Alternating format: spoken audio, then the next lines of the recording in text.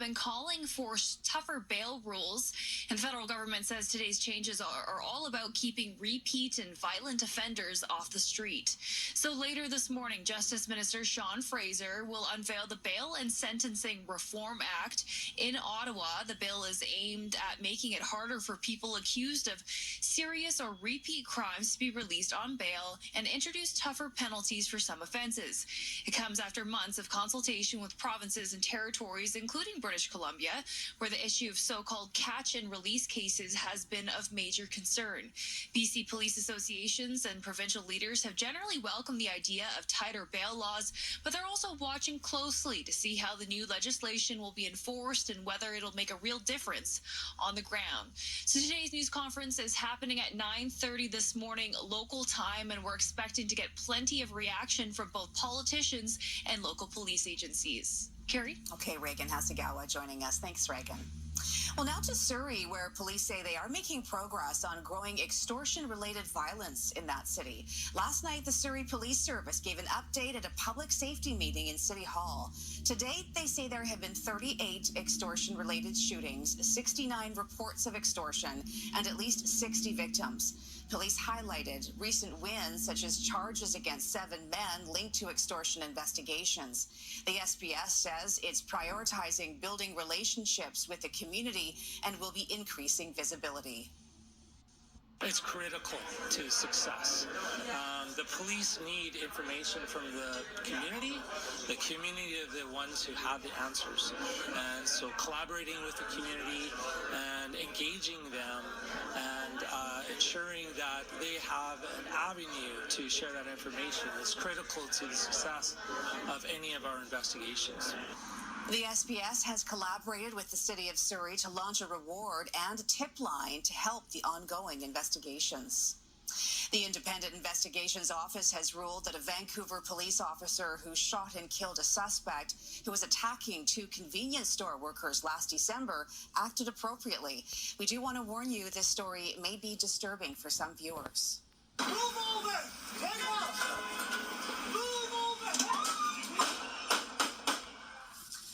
So this police-involved shooting of the knife-wielding suspect at a 7-Eleven on Robson Street last December began when the man entered the store and began harassing employees for free cigarettes. He returned with 2 knives and cornered a pair of employees behind the counter. When a taser didn't stop him from stabbing the cowering employees, one of the officers shot and killed the man. We had to gather evidence that would either justify or not justify the use of that force. In this case, we found that the man who was in the store threatening the store employees clearly represented a threat of grievous bodily harm or death to the 2 civilian witnesses in the store. The IIO report revealed both of the 7-Eleven employees were injured in the attack. One of them stabbed multiple times by the suspect, while the other was hit in the eye by a bullet fragment from the officer's gun. Well, to Ottawa now, Prime Minister Mark Carney is promising investment, but also warning of sacrifices in his pre-budget address to the nation. Transform our economy easily or in a few months. It will take some sacrifices, and it will take some time. The Prime Minister is promising his government's first budget will include generational investments in areas such as home building and industrial projects. Carney also said Canada will double its non-U.S. exports over the next decade. He also repeated his promise to find savings in government, but stressed programs like national childcare will be protected. The budget will be tabled on November 4th.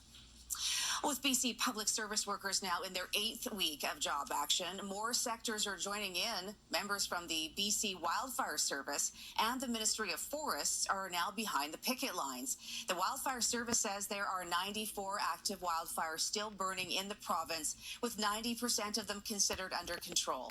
Despite job action, the union says essential services remain in place to ensure public safety. Both sides began non-binding mediation over the weekend.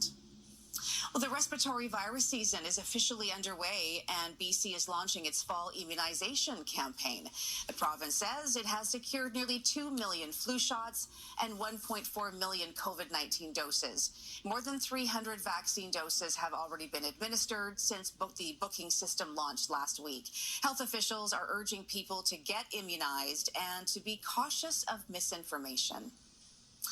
Well, movie lovers have just a few days left to catch a flick at Vancouver's Park Theatre, as the long-standing building will close its doors this weekend. Cineplex is confirming the Cambie Street Cinema will close on Sunday, calling it a difficult decision. The Park Theatre first opened in 1941 and became part of the Cineplex family in 2013. Its 70-meter projector will be moved to another location, but the future of the building remains unclear. Well, fans of the Muppets will have a once-in-a-lifetime opportunity to own a piece of television history for the very first time.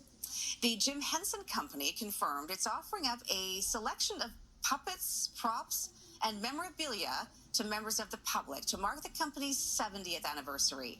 The company behind the Muppets, Fraggle Rock, and other classics say more than 400 items will be up for sale at its Hollywood headquarters next month.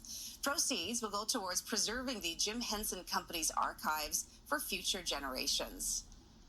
Oh my goodness. Okay, this is very exciting. There's so many great objects that could be up for grabs. Anything that you'd have your eye on? Yes, I want the balcony where the two grumpy critics sit. This grumpy old man, yeah. That's good. That's good. Because I kind of am them now. You relate? You want your own little area to view down on people? Or I could just sit there and go, it's rainy. Yeah. I wouldn't mind anything that Miss Piggy has. Like the pearl necklace or the gloves. Yep. Just anything from. Oh, you're taking it classy. I'm taking it really mean. Yes. You can have the pearls and all of the fun I don't know stuff. if Miss Piggy's super classy, but anyway. She's sassy. She's sassy. Yeah, the little old men are more grumpy, which is me now giving you the forecast. How's that for a segue? CTV Weather is brought to you by Craftsman Collision, BC's leader in auto body repair. This is why I'm grumpy. Look at all